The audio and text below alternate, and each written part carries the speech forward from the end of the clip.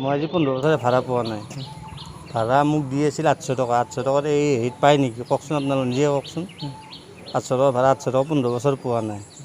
মই কি কৰি দিম এতিয়া ঘৰটো? মই একো কৰি দিব পৰা নাই। যদি আমাৰ SP ছাৰহঁতে বনাই দিয়ে মোৰ আপত্তি নাই। থানাখন কিমান বছৰৰ পৰা আপুনি এই থানাখন ভাড়াত দিছে কওঁতে? 1978 1978 1978 পৰা আপুনি ভাড়া দিছোঁ। মোৰ দেউতা মাৰা গ'ল, দেউতাৰ পিছত মই আছোঁ। আজিলৈকে কিন্তু 15 বছৰ হ'ল ভাড়া নাই, কিন্তু ভাড়াই ঘৰটো এইখিনি 2 কঠা মাটি আছে, 800 টকা ভাড়া। 800 টকা ভাড়াত মই একো কৰিব পৰা নাই আৰু ভাড়াটো পোৱা নাই।